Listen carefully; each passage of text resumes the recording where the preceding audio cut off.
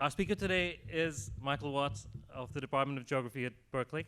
There are many things to say about Michael and his absolutely astonishing array of interests and accomplishments.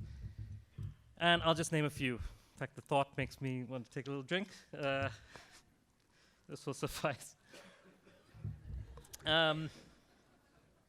Just a few of his many accomplishments. His many years of research on Nigerian political economy and society, as he often puts it, on two ends of the oil boom. His conviction that the fallout of the lost decade of structural adjustment on the African continent has been both an enduring disaster and one that is consistently refused by the energy and creativity of various African collectivities.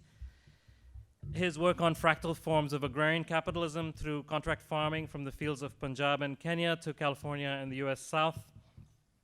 His dizzyingly broad and synthetic genealogies of capitalism, development, and modernity. His relentless work of opening the Marxist toolbox to diverse and global intellectual currents. His curatorial work in drawing together and reconceptualizing human environment and nature culture scholarship. His writings on and with photography, particularly with Ed Kashi, and his work with the Retort Collective on war, spectacle, and real utopias. Michael is, if anything, a geographer, a world writer and an earth writer who engages specific articulations of nature culture in all their worldly contradictions and all things global and planetary through their shiftless, differentiated geographies.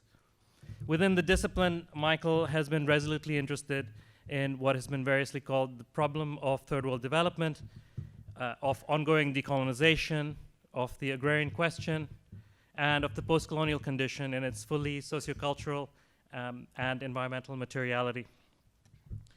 Thanks to a set of early and again enduring engagements with feminist political economy, including with his comrade at Berkeley Geography, Gillian Hart, and many others, Judy Carney comes to mind immediately, Michael has shown that it is impossible to subtract gender indifference from our understanding of the agrarian question, from development, from Marxist political economy, and from geography more generally.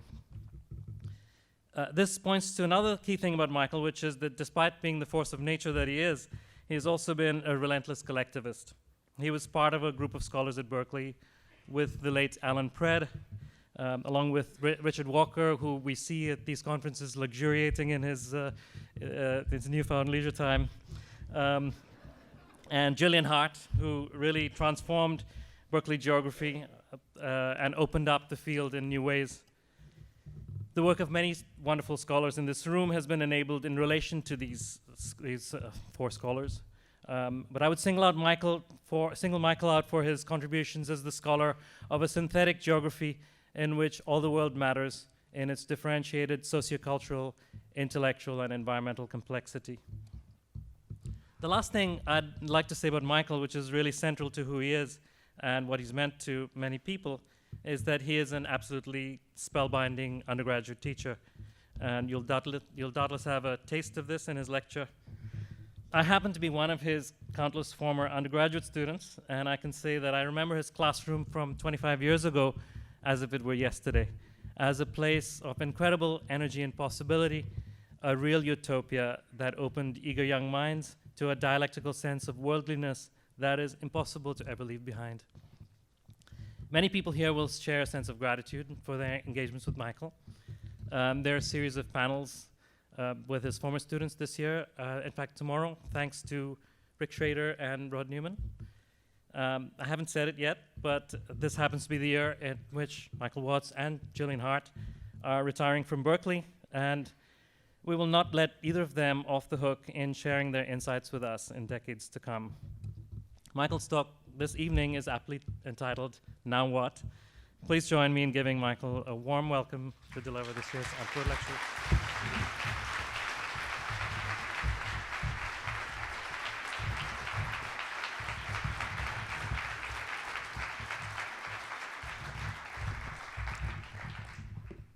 Thank you for that generous introduction. You'll know that when a former student introduces you, there's always a certain elasticity to the truth. But I'm old enough to accept all the accolades I can at this point. Let me First of all, thank Sharad and the comrades from Antipode for this kind invitation. After having said that, let me immediately say that I fully understand, in view of my impending retirement, that this is very much throwing an old dog a bone. No shame in that, but in keeping with the canine sentiments of the invitation, I'm going to chew over a few scraps and hope that this doesn't get to be a shaggy dog story. This is going to be a very image-heavy presentation. Which brings me to the title. Now what? Now what, Michael? You're retiring. Now what? Putative left. Now what? San Francisco being rolled over by Google buses and class cleansing.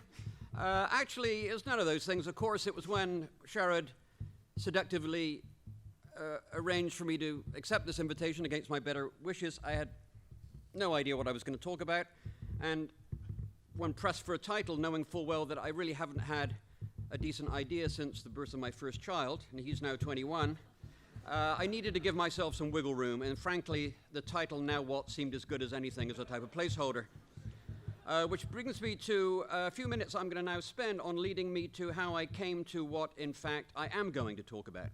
My first thought was, of course, that since I am retiring and I've been around for a while, I thought I could convey to you something that I've learned over the last 40 years, a high-altitude take-home story, a sort of blinding insight from the work that I've been working on. Then I immediately remembered a story that was told to me by Brian Weiss, my friend Brian Weiss, who was then a journalist working for California Magazine, who was asked to go interview a retiring UCLA professor who was working on, and spent all of his life working on, ant neurobiology.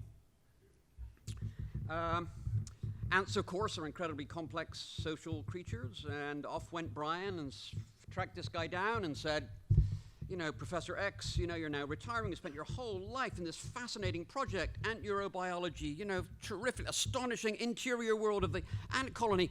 What, Professor X, have you discovered? And he looked at Brian and he said, absolutely nothing. So I thought, well, maybe then I should turn to something that I'd written maybe more concretely, a piece maybe that had some legs. That might be the basis for something I could say.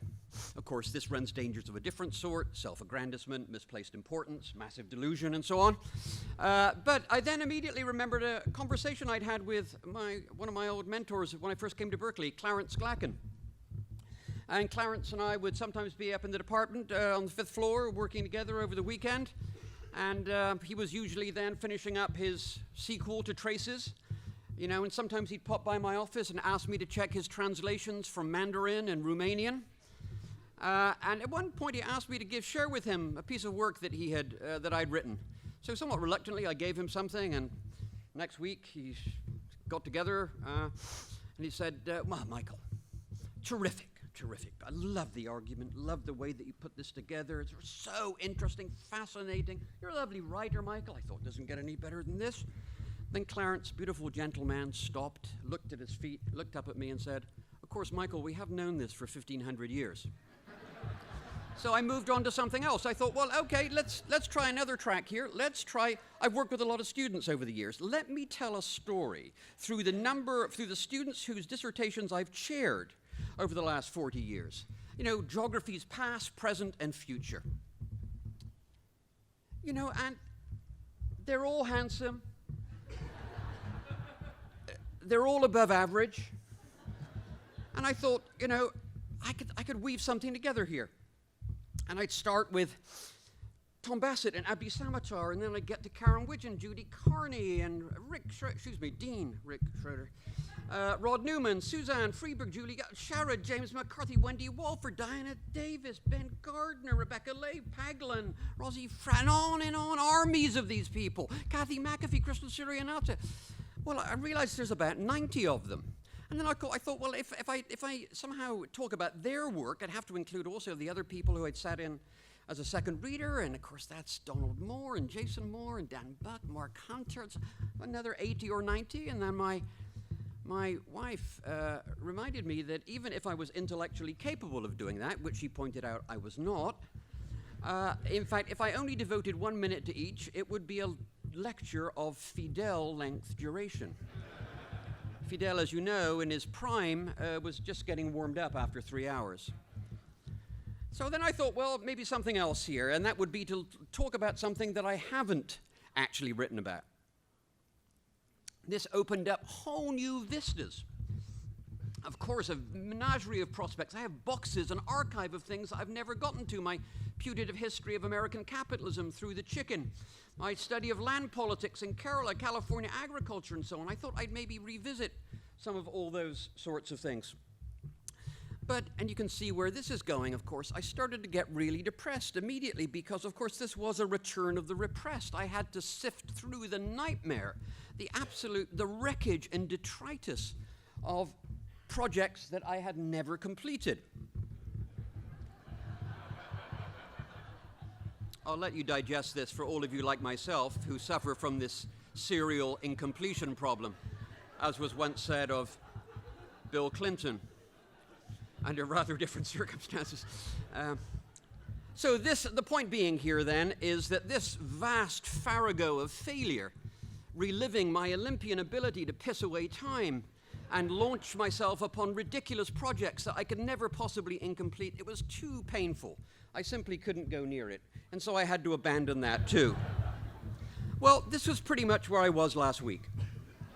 Now, doubtless you're thinking that if this is where he was last week, this might be a good time to head for the exits. Now, I understand that. Just give me a couple of minutes here. So what I thought is I took a step back and said, what are those things that have stuck with me over the years, rather like a low-grade infection, that I keep coming back to? And this, of course, was the work of Marxist critic John Berger, photographers like Robert Frank and Sally Mann, novelists like Thomas Pynchon and Max Sebald, and I thought I could maybe weave together then something that linked photography, the photographic image, the relation between image and text. I've always loved photography, the feel and texture of particularly black and white photography and what Cartier-Bresson called the decisive moment. My father was a terrific photographer. He gave me a old Rolleiflex when I was about 8 years old. Built me a hide at the top of the garden, and indeed made, hard to believe now, something called a darkroom, that magical process of producing prints. Now, this was my father, I should say. This was my father who, in the village where I was raised, decided to build a paddy rice system after hearing that the Malaysian rice harvest had failed. So when I say he built me a darkroom, I mean he actually converted my bedroom into a darkroom. And you wonder why I have problems with sociability. But my father got me running. And so photographs is one of the things I want to talk about today. So a word about photography, if I may. Photographs are compositions frozen in time, in which the context is never self-evident. A photograph offers an appearance that prized away from a meaning. Photographs in themselves don't narrate. That's exactly why Brecht was critical of photography, because photographs lacked critical power. As John Berger put it, photographs quote from appearance, and in that quoting, it produces a discontinuity, which is why photographs have an intrinsic ambiguity in their meaning. Photographs of events quote from history. Photographs of people quote from life histories. The photograph, in other words, is deprived of a context, which is what it needs. This context can be provided by words, of course, but better is the photograph, the better the context that can be provided. Great photographs, what Calvino called the true photograph, requires a type of radial system around it so that it may be seen and read and given meanings in personal, political, historical ways. That's why Berger talked of expressive photographs being able to provide what he called a long quotation, not long duration, long in meaning. And that can happen because critical photographs function dialectically. They have an ability to preserve the particularity of an event or a person, yet it chooses an instance or a setting in which the correspondences of those appearances articulate a general idea. That's what Roland Barthes meant when he said that photographs can transcend themselves as if they were a mask. Judy Butler, in her wonderful discussion of Levinas, talks about critical images in the same way. She says a critical image is one which must not only fail to capture its referent, the discontinuity, but show this failing. I think this is the point made by Walter Benjamin in his little history of photography when he's described. That is Walter on the left. Astonishing photograph, isn't it? In his work describing the French photographer Exile, who around 1900 took photographs of deserted Paris streets that he said he photographed like scenes of crimes, photographed for the purpose of establishing evidence. As if Benjamin said, with Exile, photographic records begin to be evidence of the historical trial, and this constitutes their significance. Benjamin, of course, thought photography had revolutionary potential, and he believed that the ability to read photography was the necessary literacy of the future. So, words, photographs, that's a start. Not exactly giving me a topic yet, but it pushed me to think again of a couple of individuals who I do want to talk about. Now, of course, that doesn't help me too much. My favorite photographers are often East European, Kertész, Brassai, for example. I love the work of Mike Disfarmer, Roy de Carava. But I actually want to, and of course picking a couple of characters is somewhat arbitrary. But I want to make use of two figures if I can.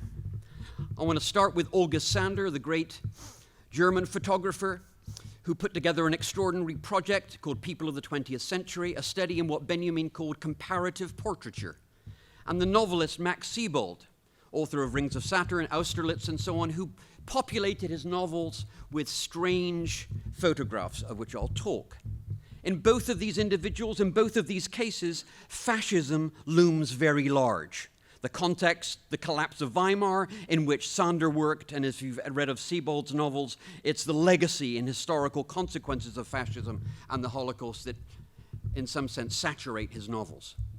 Now, I realize this is completely self-indulgent and utterly arbitrary to pluck these two characters out and impose them on you. But fuck it, this is my party. I'll leave it to you to reflect upon why I've chosen two German men for whom melancholy and the impending apocalypse are their calling cards. The fact that I'm moving my family to Berlin in August will doubtless add another frisson to it. In any case, what I'm about to say isn't going to be pretty. So I'm going to do three things. I want to give you a reading of Sander and Sebald, focusing on what I think is important and what they have to say about moral and social decay amidst capitalism, about states of exile, particularly exile from forms of authority, and the haunting of history. I then want to use those insights to jump to a different time and place in Nigeria and to describe why I think they can be useful in understanding violent politics in that part of the world. And then, very ambitiously, I want to try to use those insights drawn from Nigeria to say that they may have something to say about contemporary American politics. This is probably going to take me, this is a ridiculously ambitious thing to do. It's going to take me about 45 minutes, so I apologize. But the photographs are great. Okay, let me begin with Sander then. Sander, born in 1876, shortly after the Franco-Prussian War. Framed and raised in the context of Bismarck and the construction of the unified German nation-state. He began work as a photographer in 25 in Austria, and then set up his own studio in Cologne in 1910. In the 20s, Sanders prepared a massive national historical portrait collection. It was never completed in his lifetime, actually. A version of it was produced in 1927 called Face of Our Time. The full project, 600 images, a type of comparative portraiture of Weimar Germany, appeared in 2002 in 7 volumes. The years of the Weimar Republic were Sanders' most prolific period. He held a large format glass plate camera around the country, capturing families and workers in various types of settings.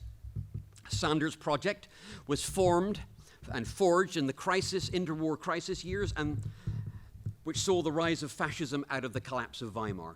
Chaos and hyperinflation right after the war, a period of relatively stability in the mid-1920s, and then, of course, the collapse and recession of the Great Depression and the seemingly unstoppable ascent of Hitler. Even though Germany at this point had industrialized relatively late, remember that 40% of the population still resided in small towns and villages. The economic crises of the 20s and revolutionary left activity of the 20s renewed and ignited a much longer debate in Weimar Germany. The reference point here, of course, is Tönnies and his Gemeinschaft, Gesellschaft article in the 1880s, revived a debate about the tensions between agrarian romanticism and anti-urbanism on the one hand, and technological utopianism that we associate with Weimar on the other. At the same time, of course, the backdrop for all of this was a complicated class reconfiguration between fractions of capital, between the Junker agrarian elites and peasants, and the disintegration of what was called Mittelstand, the small traders, petty bourgeois, and business interests, and the relics of the old guild structure. His approach was to provide a physiognomy of an entire social order, imaging, collective, and archiving bodies of experiences and knowledge. Karl Jaspers pointed out that Weimar Germany was obsessively interested in physiognomy, a line of thought that researched in the 18th century. Face of Our Time was part of a broad impulse to visually archive German people in the light of the belief, widely shared by intellectuals of various stripes, that social and cultural conditions of the time could be read in people's faces. Physiology and social types outlined by Jaspers were crucial means by which photographers could diagnose the symptoms, the crisis symptomology of the Germany after the First World War. Sanders was one of a number of photographic innovators who approached this question not through single images, but through sequences of images. What he called photographs en masse. Photographs could then constitute a narrative, and Face of Our Time consisted of what he called portfolios. It begins with artisans, followed by industrial workers, white-collar apparatchiks, the elites, the agrarian Junkers, bourgeois classes, artists, and finally the lumpen proletariat, and what he called the last people. Each portfolio consisted of complicated sequences of images. Sanders' ambition was a capacious archive, an iconic encyclopedia of Germany as a whole. This is the final version that appears in 2002, 7 volumes. The poses of the sitters, their distance from the camera, looks very conventional, 19th century portraiture. The prints were produced on smooth surface silver halide paper, sharp and focused, in natural light, untouched, in which facial expression, body form, body posture was hugely important. Some of you have perhaps seen Adam Kirsch's wonderful book of poetry just published, in which he constructs his poems around such images. But in some respects, Sander abandoned the portrait, the conventional portrait, precisely because individual pictures were assembled as part of a larger overall layout. Sander was immediately affected by the Reich. He was a man of the left. He was attached to a Marxist artist group called the Cologne Progressives. His son was a member of the SWP and was picked up by the Nazis, incarcerated, and died in prison. 5 years after publication, the Nazis impounded copies of Face of Our Time, destroyed the printing blocks, and in 1936, the Reich Chamber of Visual Arts banned Face of Our Time. Sander himself had no time for anti-Semitism or Aryan prowess of the sort that photographic race theorists like Günter Hans were promoting. Rather, he documented workers, communists, revolutionaries, the last people. Each photograph typically has a title, a year, sometimes an occupation, and sometimes a location. For example, Catholic priest, 1927, attorney, 1931, soldier, 1940. This whole people project, the Menschen project, was to divide up into 7 groups: farmers, tradesmen, women, classes, professions, artists, city last people, each of themselves composed of different types of sequences, constituting a photographic narrative across the stratigraphy of classes. The whole was to comprise 45 subgroups and about 600 images. So what was on offer then was a physiognomy of social topologies of class, in which the reference point was actually peasants. Peasants were for him a type of reference point against which other types of social classes could be situated and understood. Saunders believed, like many, that political relations were evident from the surface of things. As he put it, every person's story is written plainly on his face. Alfred de Blin, who wrote the introduction to Faces of Our Time, said, of course, that there was an ironical fact here, that he was in some sense doing something like portraiture at a time at which individuality was being cast off. As he put it, the class structure of Germany is undergoing a revolution. Cities have grown enormously, some originals are still there, but new types are developing, unquote. The historical moment was one in which individuality, the face, the portrait, was, as Dublin was put it, leveled, reframed around class. Döblin seemed convinced that the physiognomic reading of faces was epistemologically relevant to the modern world. He wasn't alone. Krakauer, Spengler also had that same belief. For Spengler, of course, physiology was part and parcel of a new science of historiography, and, as it happened, Sander was deeply influenced by him. From the inception of Sander's project, it's been a subject, as you might imagine, of considerable controversy. You can imagine doing a project on physiognomy, comparative portraiture, at a time against the backdrop of race thinking is quite controversial. Critics like George Baker have said, in fact, that Sander's project was nothing other than shoring up the bourgeois order. My old friend Alan Sekula said that he collapsed politics into physiognomic typology. Andy Jones says that his modes of representation hide the nature of capitalist society and render it unable to grasp the dynamics of a society in crisis. In short, Sander was essentially reactionary and possessed reactionary aesthetics. On the other hand, here's Walter Benjamin precisely arguing the reverse. What Sander did through direct observation was to give voice to poses, looks, historical, cultural effects, how they hold their bodies and experience their clothes. He magnified details to challenge the viewer to make meaning from evidence. Like Paul Strand, he turned his subjects into narrators in a way in which they say, "I am as you see me." The anthropologist Marc Auger has written that every individual, in this case we could say every portrait, expresses the totality of the social order from a certain angle. With Sander, the question always is, what's the angle?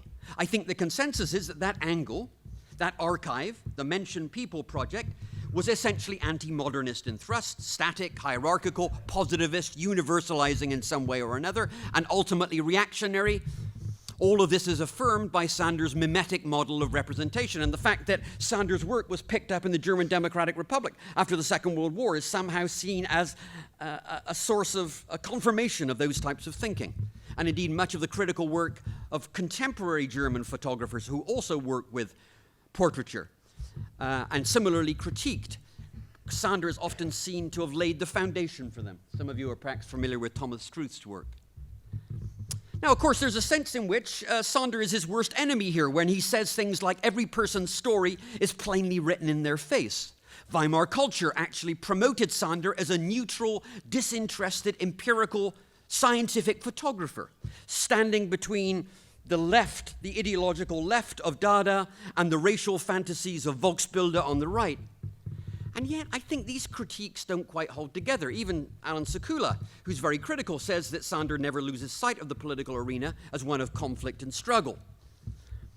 The fact of the matter is, for me, that Sander is deeply sensitive to what Ernst Bloch calls simultaneity, the simultaneous existence of different modes of production in the same now, passing away and taking shape at the same time. This synchronicity, the contemporaneousness of different histories residing in the present. That, I think, is why peasants are so important to him.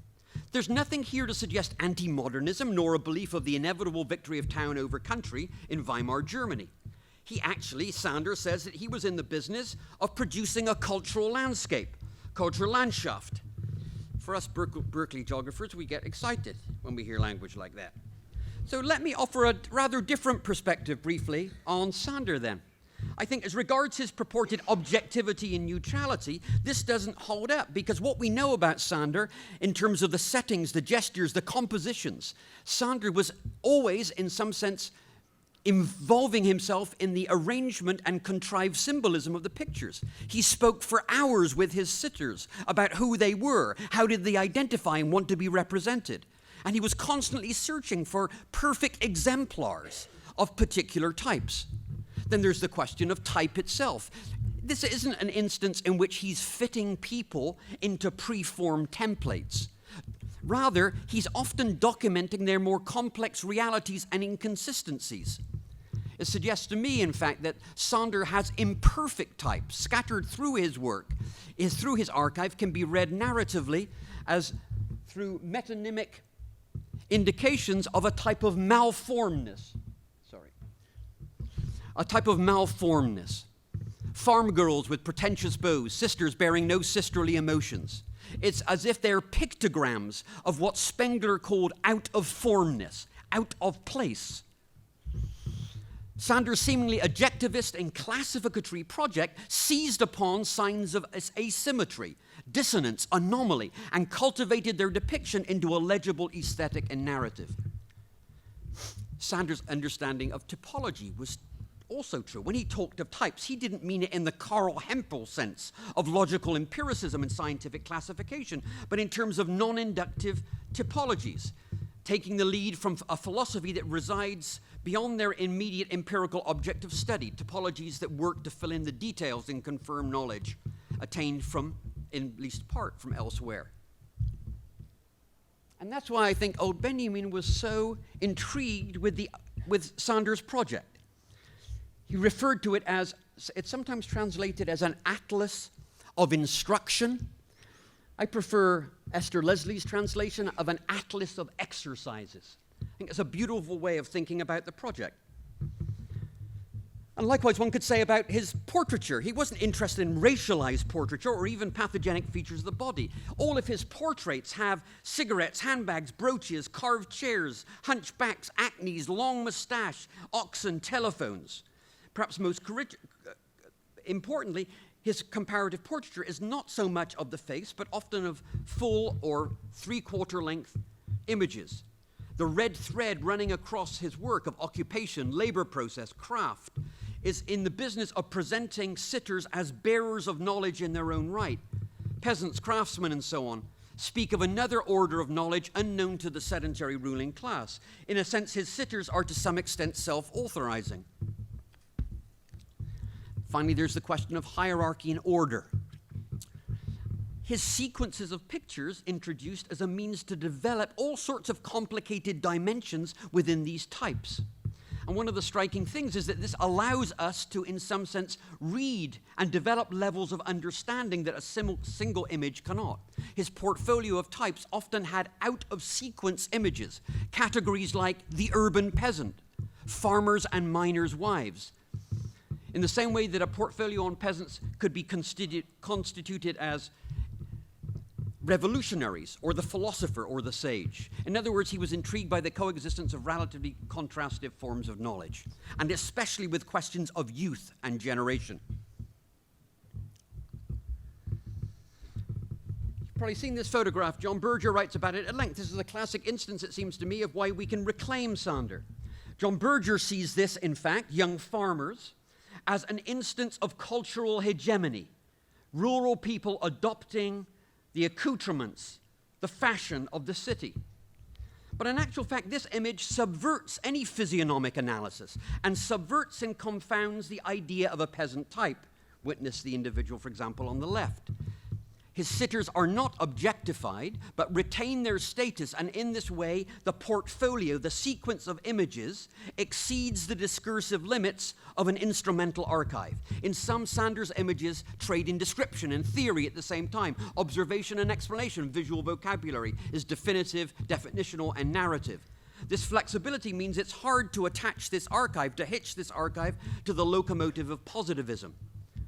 What then do I take from Sanders' world of these images? This is not a project which is in the business of shoring up the bourgeois order. Neither, it seems to me, is it simply reducing class or status to a question of face. Sanders' vision is rooted in and expressive of the contradictory character of Weimar Germany itself. Sanders' images and typology force his portraits to take on more meaning than they could on their own. His is not an archive of stability and order. It's one in which Sanders' recourse to the world of peasants and trades represents a rupture of capital's representation of itself. Sanders' project and archive is a new kind of portraiture, registering and contending with the disintegration of formal society that was Weimar. Sanders' aim was not to interpret against all reason Germany's unstable, contradictory social reality as a well-ordered structure. Rather, he attempts to render its erosion and its decay visually. Sanders' typology doesn't suggest order, but the fall from order. and attempt to account for it in meaningful ways. In this sense, there's something melodramatic about Sanders' topology. If melodrama is understood as a reaction to the vertiginous feeling of standing over the abyss created when the necessary center of things has been evacuated. So that's my view on Sander, how we might reclaim it. And to that extent,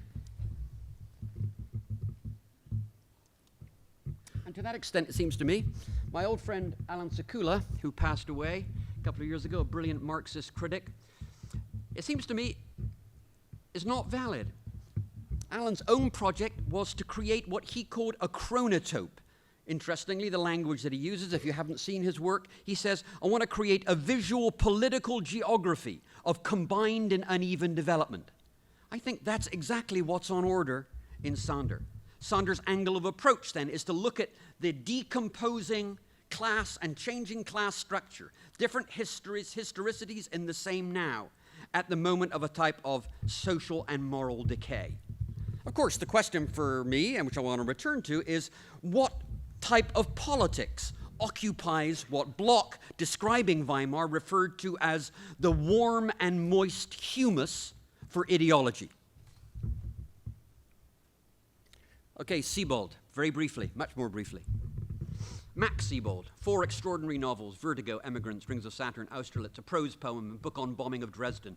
Grew up in a Bavarian village, intensely Catholic, anti-communist rural world, wedded to local tradition, hostile to foreigners.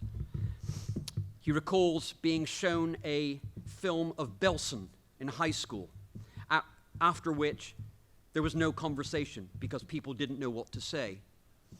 He studied German literature at Freiburg, got a job at the University of Manchester, and 4 years later took up a lectureship at the University of East Anglia. He wrote a series of books which made him a formidable critic of German writing and philosophy. His first novel appeared in 1990 when he was almost 50. Chance for all of us. He died tragically in a car accident on December 14th, 2001. I remember, if I may, I didn't know this guy. I have friends who know him. I remember reading about his death, and I burst into tears. He has this ability to affect one in these profound ways. Sebald chose to live in exile from a society he rejected, but whose language is retained. He was a man of the left, a self-identified 68er, deeply influenced by the Frankfurt School, and especially the work of Benjamin. Sebald's work has been acclaimed by everyone from Susan Sontag, describing his work as Rings of Saturn as an astonishing masterpiece, to Patti Smith. I was going to talk about Patti Smith's work instead of Sebald, because if you haven't read her 2 memoirs, they are littered with photographs too.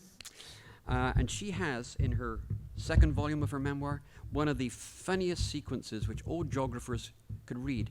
Patti was invited to an organization called the Continental Drift Club, which celebrates the geologist and explorer Alfred Wegener. It has 27 members, and she was the 28th. It's one of the funniest damn descriptions I've ever read in my whole life. I digress. All of Sebald's novels document a world in which history staggers blindly from one disaster to the next. A monstrous geography of ruin. Congo, Pinatubo, Fire of London, Waterloo, slaughterhouses, Jerusalem, on and on they go.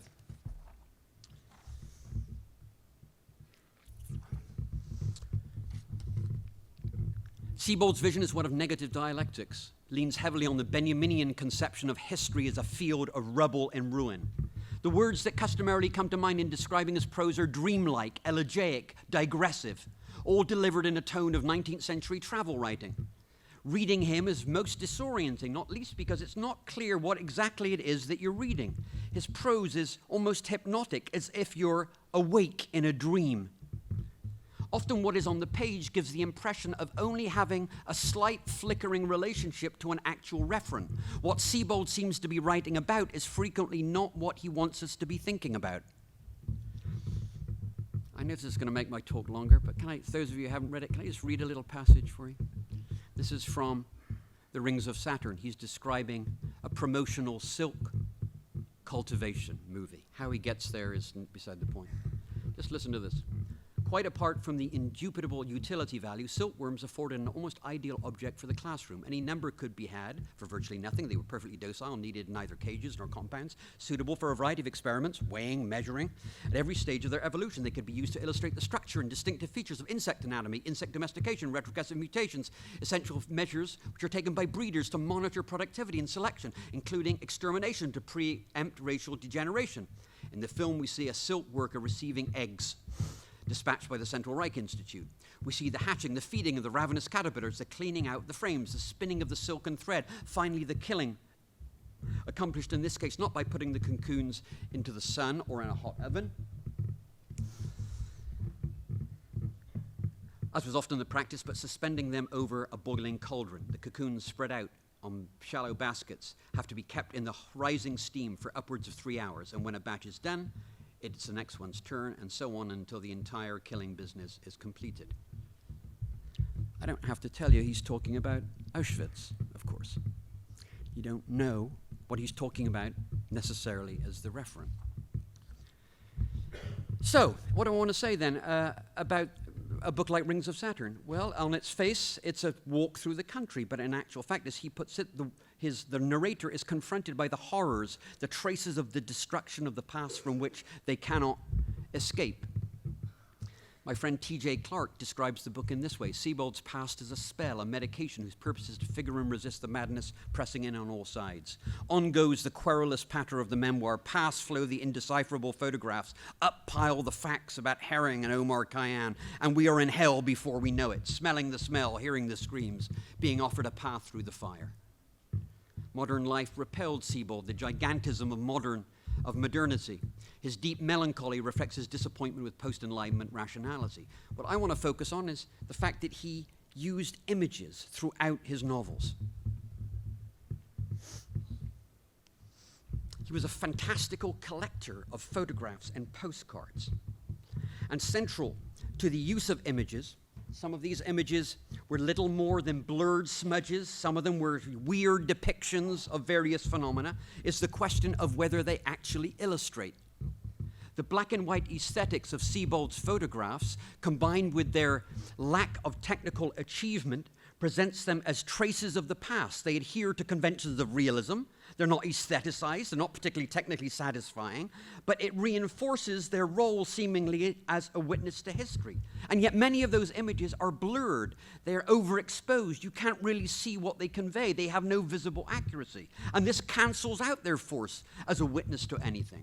They appear unreadable for a lack of focus and clarity. In other words, the photos are the vestigial images of ruins of past times. They're memento mori, if you like, a living witness to the past that is now dead. They erupt into the text like ghosts.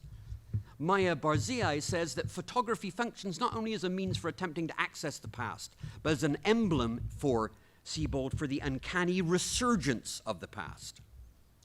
So, briefly, what do I want to get out of Sebald, then? All of his novels, in some sense, are deeply spatial and geographical, and John Wiley has a lovely essay in Cultural Geographies on this point.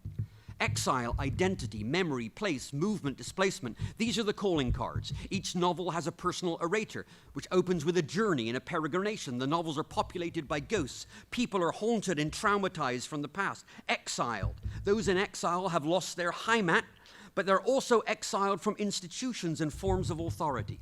Sebald's vision is of a life overdetermined by the past. Let me just conclude this part of the talk by simply saying that Sebald's dissertation was about Alfred Döblin. Döblin was the guy who wrote the introduction to Sanders' Faces of Our Time. Döblin was the character, and this is what Sebald talks about, who said that the economy of capitalism carries within itself not order but catastrophe. It was Döblin who penned the glowing introduction to Sanders' Face of Our Time, as I say, who said that his comparative portraiture was showing living people whose personalities and activities have not yet been scrubbed away from them. So here's what I want you to hold on to before I jump time and place. Sanders' melodramatic portrait of a social order in decay and the particular precarity of the Mittelstand, the type of petty bourgeois small traders within this decomposing class structure at a time of crisis in Weimar.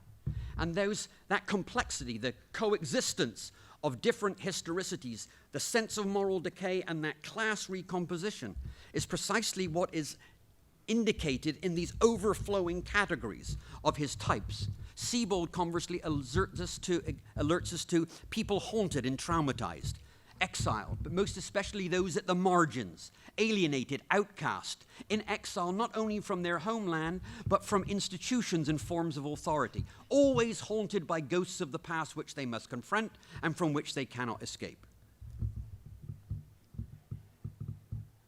All right, I want to jump then into my last part of the talk.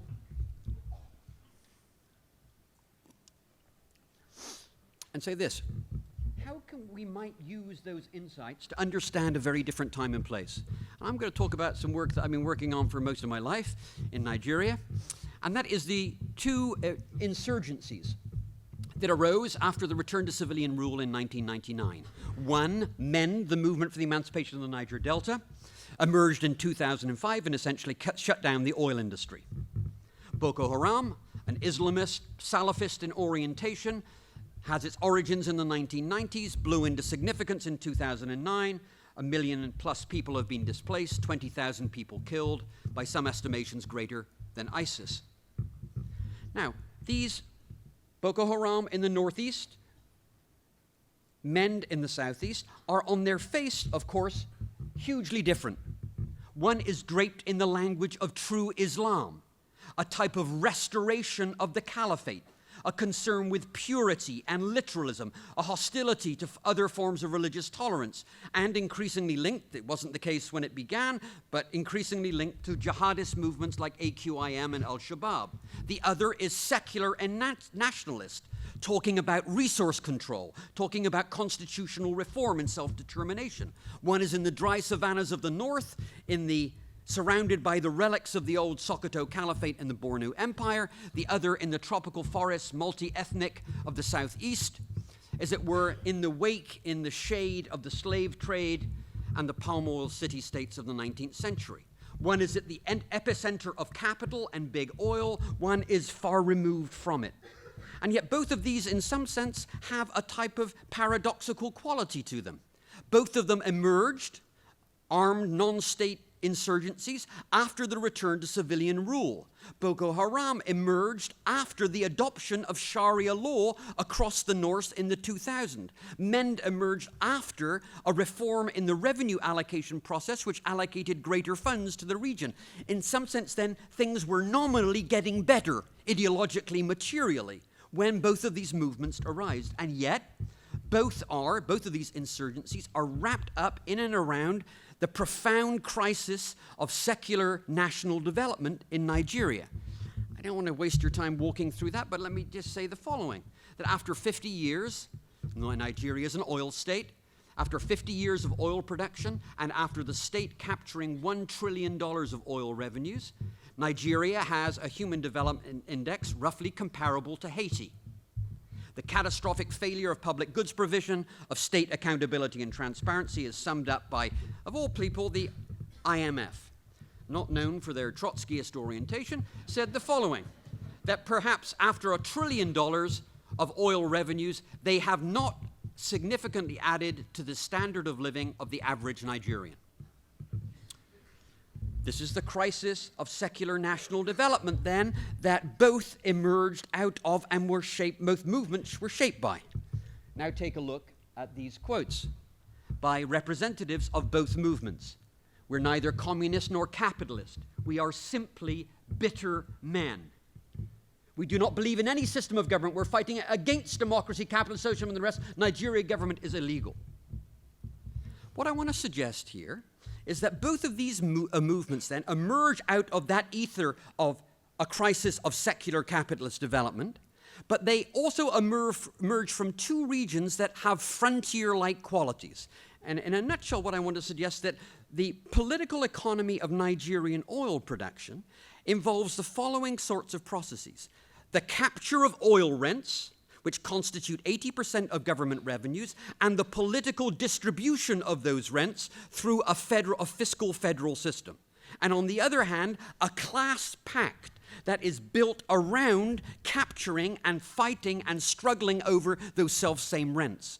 And that produces a set of twin dynamics. One is that the coursing through the system of these oil revenues has had the effect of eviscerating all manner of institutions and forms of authority, political, civic, customary, and religious. At the same time, that process has increasingly fragmented space. It's produced complicated types of parcelized sovereignty. One way to think about that, incidentally, is the fact that over the last 30 years, the number of states in Nigeria has increased from 3 to 36, the number of local governments from about 50 to 800. Those political apparatuses are means of capturing rents. Okay. So it's those twin operations that I want to explore. On the spatial front, I want to suggest then that both of these regions from which these armed movements, insurgencies emerge, are types of frontiers. I don't mean frontiers here in the Turner sense of those spaces uncolonized by the state, typically a part of early state building or imperial expansion, typically construed through Turner or a Prescott Webb as relatively underpopulated until settlers show up. I have a rather different view, which I'm going to take from John Markoff, that frontiers are regions at the limits of central power in which a great deal is happening, where authority is neither secure nor non-existent, open to challenge. Frontiers, then, are dynamic and immutable. They don't simply open and close. They can be reproduced over time. And those ways in which frontiers can emerge is related to the degree to which the state's infrastructural and despotic powers are able to, as it were, police these types of frontier areas. So what I want to pose then is, if these are frontier areas in that sense, then I want to say, what's the ontology of these spaces, especially for those people who were recruited as combatants?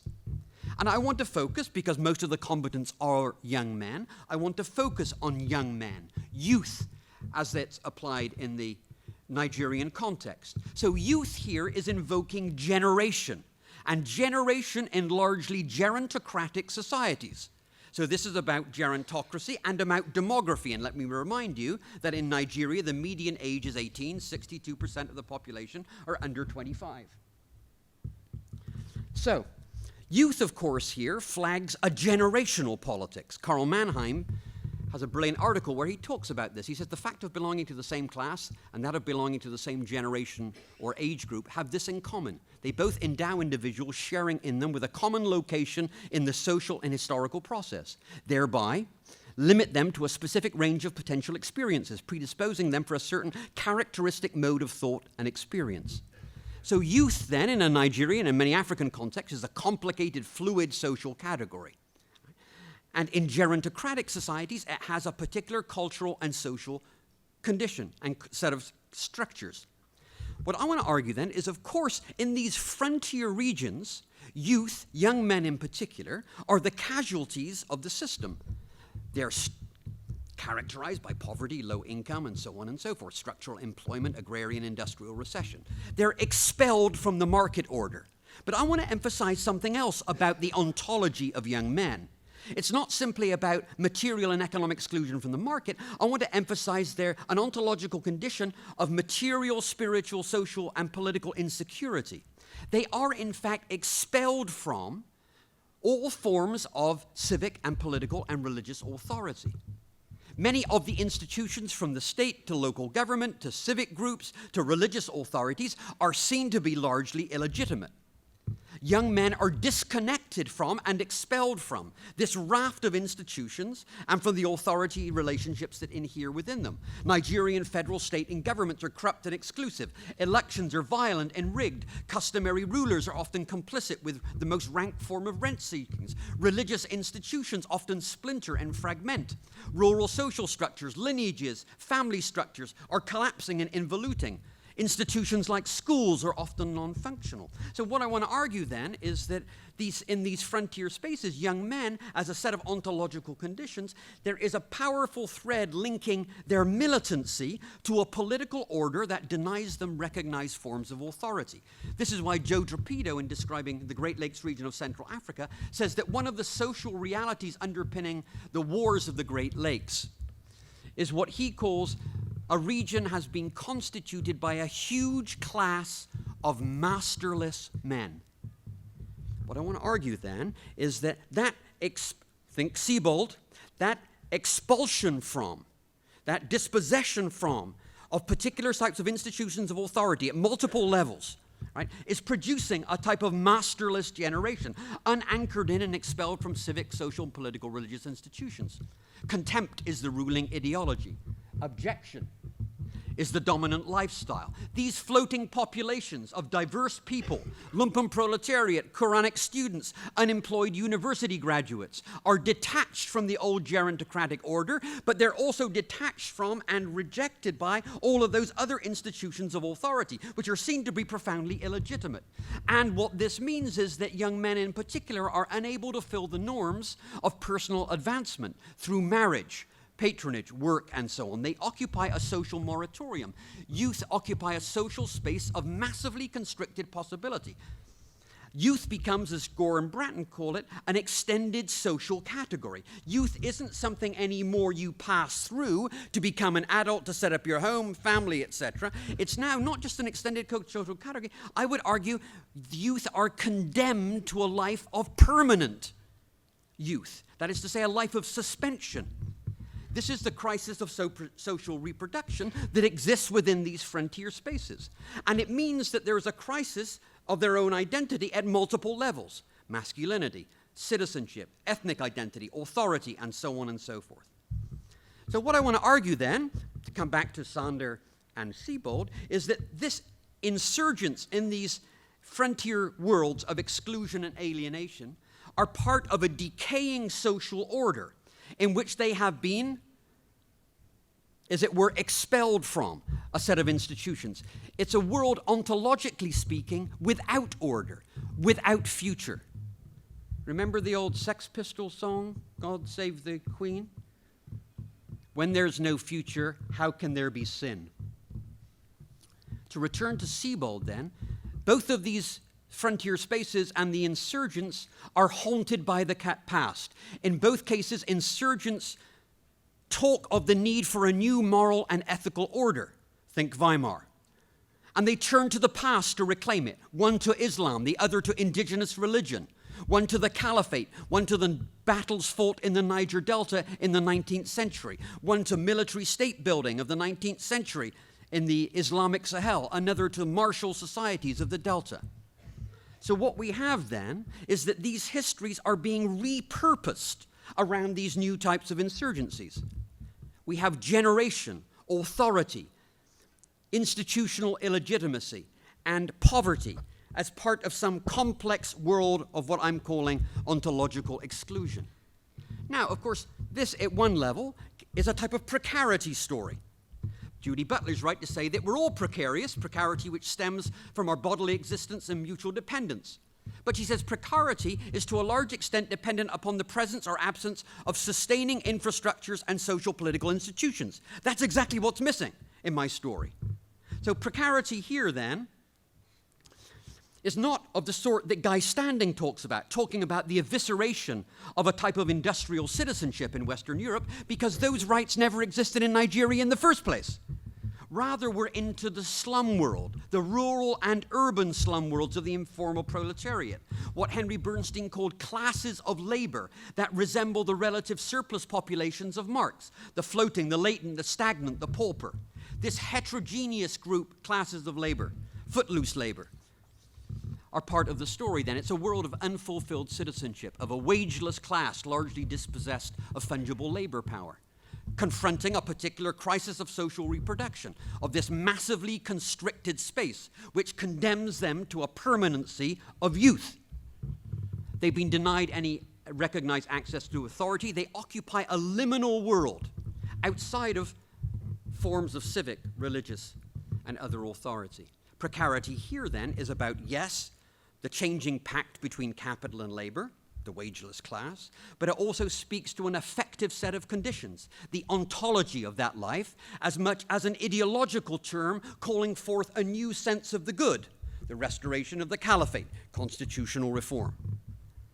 And a central thread here is that, for me, standing at the center of those ontological conditions, which have this echo of Sebald, exile, rejection from systems of authority, and Sander, moral decay, and the collapsing of a social structure.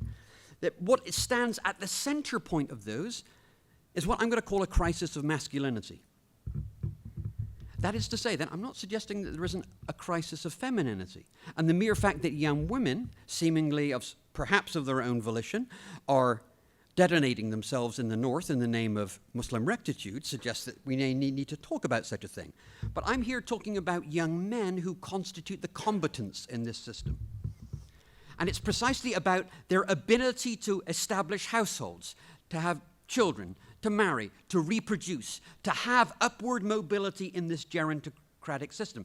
It's the aborted nature of that gets construed in terms of a profound crisis of masculinity, and it's striking to me that both of these radically different movements and their leaderships directly address that ontological condition.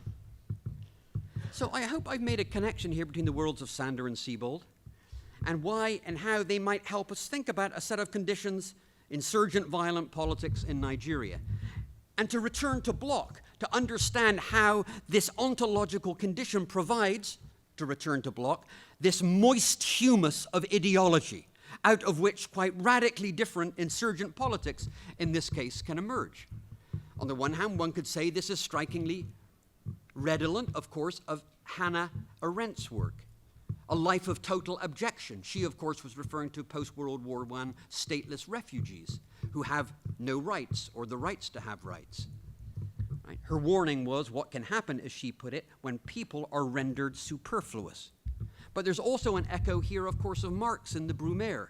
If you think about what I've just described for these two movements, you remember that he says, just as they seem to be occupied with revolutionizing themselves and creating something that did not exist before, precisely in such epochs of revolutionary crisis, they anxiously conjure up the spirits of the past in their service, borrowing from them names, battle slogans, costumes, in order to present this new scene in world history in time-honored guise and borrowed languages. This brings me to my last 5 minutes.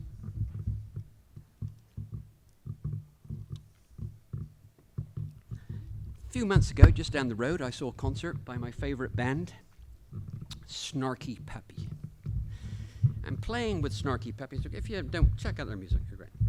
On that bill was a jazz band from Compton via Inglewood, Kamasi Washington. The next John Coltrane. Yeah, he's amazing, man.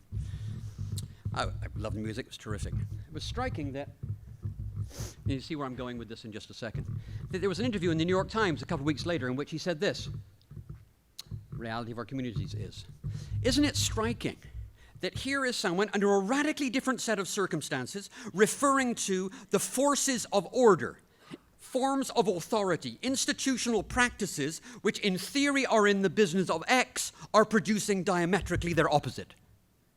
That's exactly what I've been, in a sense, describing in these conditions in these frontier zones in Nigeria. I'm not, of course, conflating the abjection in parts of Nigeria with the disorder that Mr. Washington is talking about in Compton. My point is simply to say that you need to take Mr. Washington's invocation of forces of order that produce disorder very seriously and think about the ways in which that is speaking to the expulsion from and illegitimacy of many forms of authority and institutional order.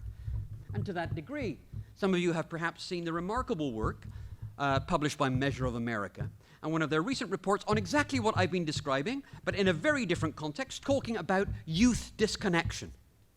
I've given you a Nigerian iteration of that.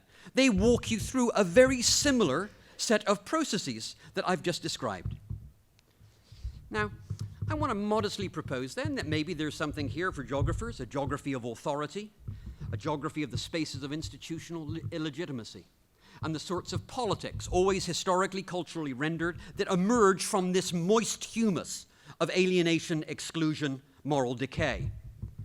And of course, you can see that both Sander and Sebald were wrestling with these same questions in some way with respect to fascism. Sander because it emerged in Weimar, Sebald because he was living with the legacy of it. And whilst I'm not suggesting that these movements in Nigeria are in any way fascist, I'm simply saying that there are some conditions of possibility that we need to be attentive to that speak to this question of authority, exclusion, forms of institutional neglect.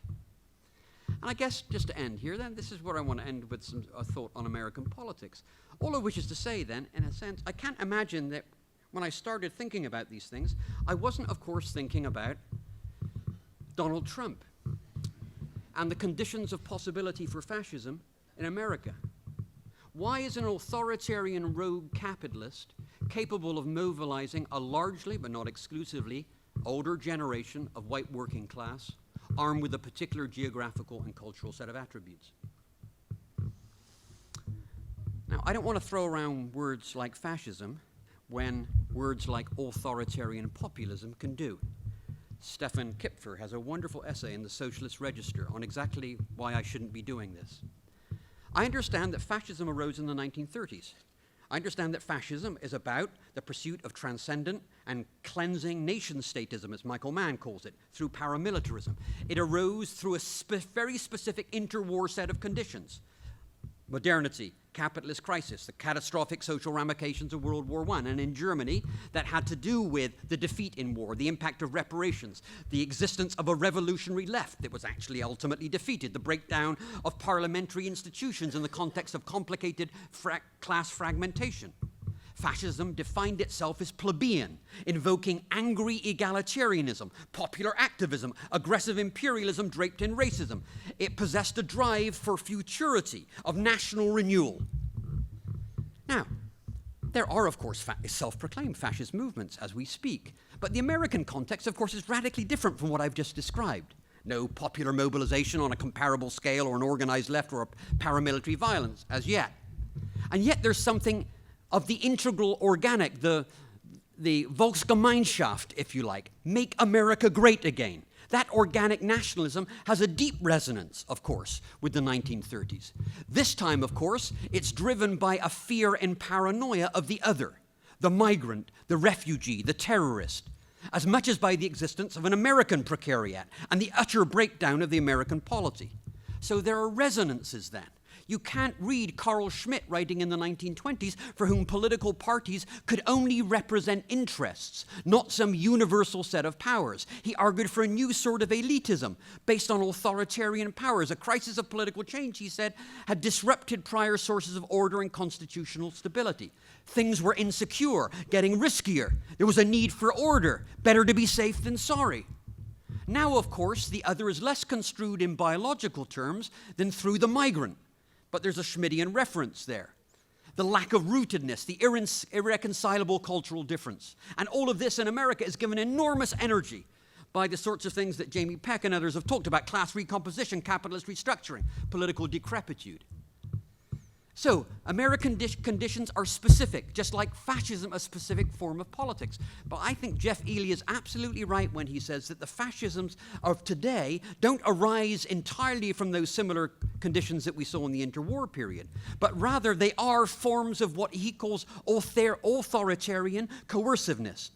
Enhanced anti-democratic policing and surveillance, massive frontal assaults on disciplining the poor through welfare, the carceral state, the erosion of civil liberties, civil and political liberties. Different conditions, different forces at work. But nonetheless, speaking to discredited institutions, expulsion from systems of authority among alienated, isolated populations.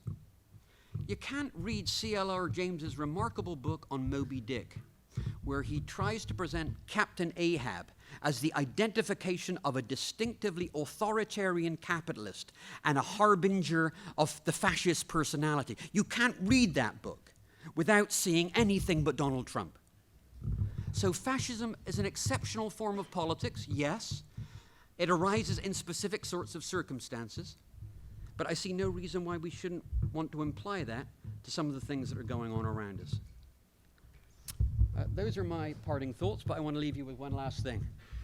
Nothing I've said today would have surprised these two people. Oronto Douglas I worked with for many years. He saved my ass so many times, sprung me out of when I was picked up by the military years ago. One of the most remarkable men I've ever met in my life. Extraordinary character. He knew more about youth politics and generational politics than anyone. Taught me a great deal about them. Born in a fishing village in the Niger Delta and ended up as an advisor to a president. struck down by cancer last April. And of course, more recently, Doreen. What an extraordinary figure. Nothing I would have said isn't, in some sense, rendered perhaps even more explicable by her sort of space-time geometries. I remember vividly when she spent time at Berkeley. She left an indelible mark on all of us. Absolutely extraordinary figure. We'll miss these two people greatly. Thank you very much.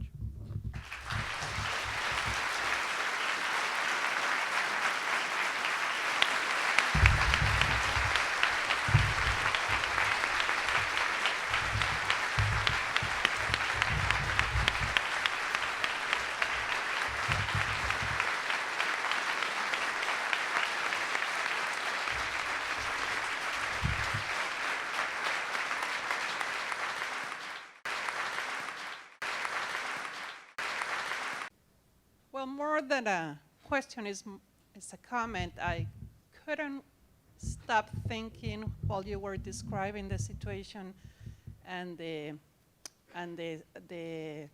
two cases in Nigeria and the disenchantment of the young generation, and thinking I kept thinking about Brazil right now. I mean, it can be applied so much to Brazil, except that it's not a frontier. It's happening in the cities, the same situation, but there is all these issues going on right now because of the crisis, not only the political, but also the economic crisis. So could you comment on that, perhaps? Do you want to take that? Yeah, it takes, yeah, let's do that. There's a question here. This gentleman here.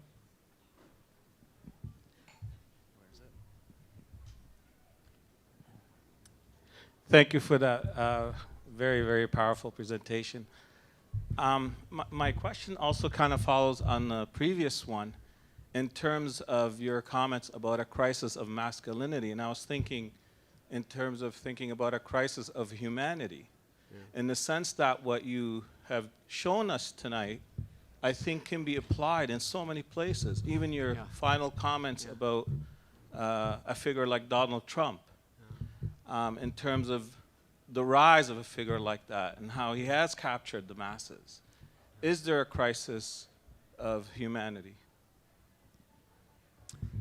Let me just say a couple of things without necessarily being able to competently respond to either. I mean, obviously what I'm struggling with here is a particular set of questions about the intersection of generational politics. Because obviously we're in the midst of a massive type of generational political struggle right now in this country. I told you a story that was a different part of the world. The intersection of generational politics with a type of class politics. And I've tried to sort of walk you through one particular part of that. I focused on this category of youth that has a particular set of cultural and social references in parts of Africa in which the gerontocratic order is still in some way in place. And what happens when that intersection can then produce, under a very specific set of circumstances, the general category is a crisis of capitalism, a crisis of secular national development, what happens when those meet up? And to that degree, I focused on masculinity, but again, I'm not in a position to talk about femininity for all sorts of reasons. I was mostly interested in competence, because it seemed to me this was the issue that was clearly central to that particular conundrum. It was about a profound sense of not just being poor, not just being alienated, not just being excluded from institutions that are rejected on the grounds of illegitimacy, not being in some sense unanchored from a set of authority and institutional, all of those things for which they were condensed, sublated into a crisis for these young men of masculinity. It was deep, it was profound, it is profound. And again, that's why I invoked Mr. Washington, Kamasi Washington. I'm not suggesting that, of course, it takes similar forms in different places, but I can obviously see why there's a deep resonance in different parts of the world. And obviously, in a sense, I'm back to Ernst Bloch and saying, well, depending on the nature of the class, to go back to Sebald and to go back to Sander, the nature of what we saw in Weimar, this reconfiguration of classes under the umbrella of a type of moral and social decay, how then these generational and class politics intersect with, and what type of, in turn, politics emerges from those things. That can take various forms. I happen to talk about insurgencies, right? But it's quite clear, you know the story as well as I do, that that youth generational story in Weimar was precisely about how a group of particularly young, recently enfranchised voters, the Mittelstand, peasants, the farmers, the small business people, were largely abandoned by the political left and conversely recruited and were central to the rise of the National Socialist Party. It's not the whole story, but I'm simply saying it can take different forms in different places. And my point was then just to say that maybe that's a way that we can think about, begin to think comparatively about a certain type of politics in which generation matters and its intersection with class under particular conditions of crisis. That's as best as I can do. Well, I have a question for you. Yeah. So in your reading of Sander and through Benjamin and so on, especially with that image of those peasant dandies, what was amazing was that your reading, I thought, was a refusal of a taxonomic order, right? And the problem is, how do you diagnose the social order and its complexities in relation to forms of refusal of a taxonomic order? Right. I guess the same question around the so-called crisis of masculinity, crisis of social reproduction. In these, we think of the broad arc of your work, 40 years. It began with work on adaptation, right? On peasant adaptation, peasant and so you know, and the problematic of adaptation was around social reproduction, capitalism, colonialism, and now you've sort of come to deal with in the same national formation these very different forms of order, which are obviously not about that, but and you're wrestling with what are they? And I'm thinking back to those peasant dandies. The peasant dandies are not simply, performing a crisis of some order. They're also doing something else. So what else is happening here that's not just a crisis of a particular class, gender, ethno-racial order? Yeah, thank you. Two things. Yeah, when I did that work on a different type of crisis of social reproduction, famine and starvation, this was in the 1970s, in which this process that I just described of secular national crisis of development, the fragmentation of space, the pulverization of all sorts of institutions, was relatively early on. So it seems to me then the striking contrast to me, to go back to parts of Nigeria where I worked a long, long time ago, is to see, in fact, that type of moral, social, institutional decay in a way that one couldn't possibly have predicted in 1970. Right? And if you let that process, if you defer on that process of institutional decay and erosion long enough, and you let that process go, and indeed there's a multiplicity of institutions, civic, religious, et cetera, that are all being eviscerated, there will become a point at which that crisis of social reproduction may not be per se about starvation, but at the very least takes on a very different political character. And that's what I was in a sense trying to read against, the longer term, what I'm calling this evisceration of forms of authority, the expulsion from and rejection of and illegitimacy of these institutions and forms of authority. So that's one comparison, right? And just on a personal anecdote, I mean, one of the striking things to me is in thinking about that arc, when you're old and decrepit, like I am, and you've been going to places for a long time, you can begin to talk to people who, when I began, were Muslims, but secular nationalists. Those self-same people, they're a lot older now, are Islamists. So all I'm trying to say, that's not a critique, that's just simply an observation about the relationship between certain types of religious identification and, I would argue, the relationships between these decaying, the moral decay and the institutional decay over 20, 30 years. Your question about the dandies Yeah, there is, of course, more going on there. I gave a particular reading of it. I wanted to use that as an exemplar, both to critique John Berger, because I think his argument is both right and incomplete, right? It is a type of cultural hegemony. You have these dandies with their sticks and with their ill-fitting suits and their large worker hands, right? All, that's true. But I was trying to say something else, that photograph explodes the category of the peasant. That's what it does. And it's part of a portfolio of images in which, in some sense, it's bursting at the seams, right? Behavior, body form. There are all sorts of ways in which, urban peasants, as he calls them, that I wanted to use that to say, this isn't, for my reading of Sander, a simple type of classificatory exercise where he thinks about Weimar Germany and deposits groups in watertight hermetic categories. It's precisely that he can't, and the photographs demonstrate visually that he can't, that gives a real index of exactly this, the complexity of what Dublin was saying. Class structure is transforming, it's dissolving, it's the synchronicity of the new being born and the old dying. That's the argument I was trying to make.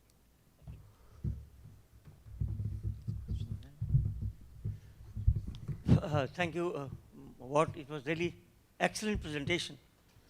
But let me tell you, I will just bring the Gramscian model of the understanding of the youth. Gramsci says that human beings are a process, meaning thereby the way we understand youth in the 1930s is not the way we can understand youth now.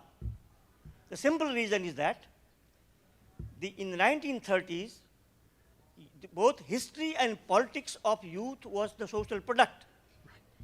Today, what actually happening is that in youth actually, the history and politics are too different. They are diametrically opposite.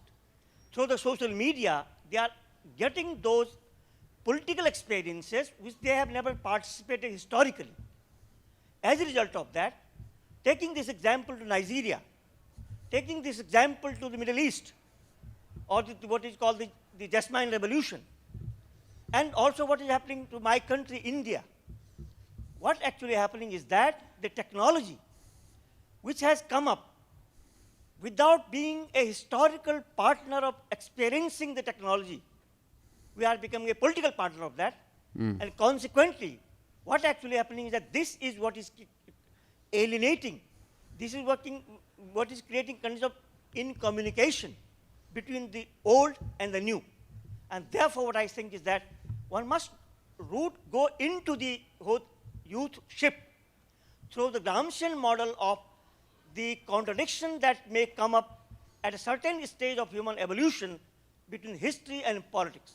Today, what actually happening is that I think history and politics are opposing each other. And that is where the state is in the process of wounding.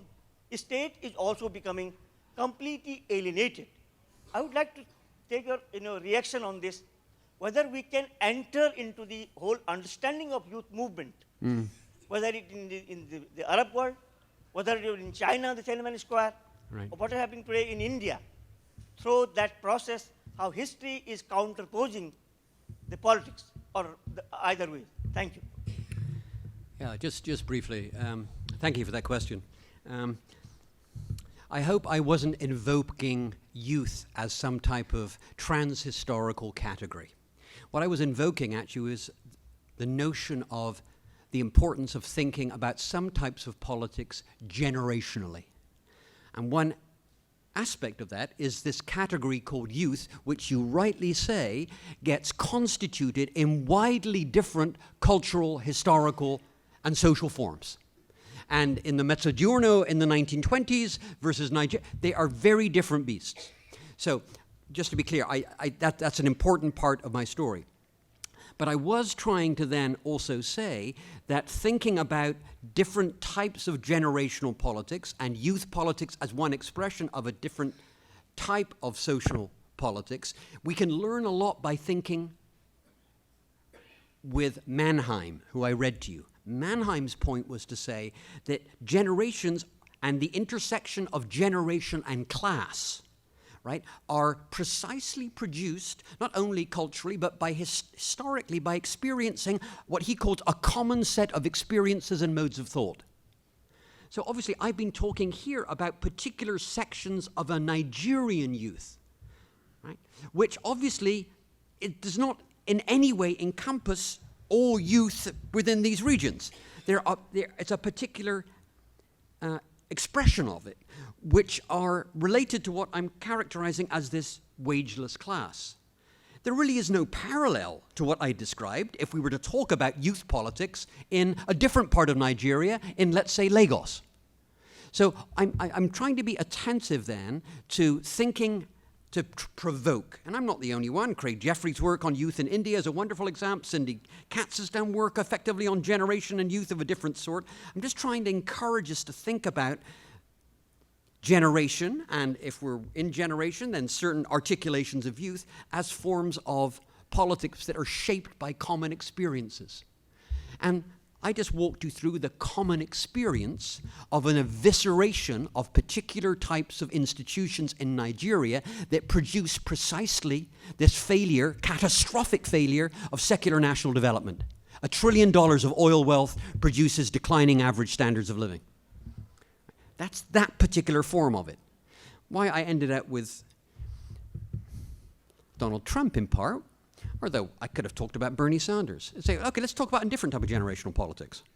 Right? Let's talk about a generational politics which is about older white men who occupy particular positions within these classes of labor, who are framed by particular historical processes and their relationships to particular political institutions and forms of authority, to say nothing of the labor market. Right? That's a very different way of thinking, a different expression of generational politics, and a very different historical set of formations. Right? That's where I was trying to go with this, and in some sense, to sort of renovate the intersection of generation and class as a way of thinking about particular types of politics at particular types of moments. It was central to Weimar. I happen to think it's central now, and it's sure as hell central to understanding insurgent politics in Nigeria. Any last questions? Well, thank you, Michael, and we wish you the best for your retirement.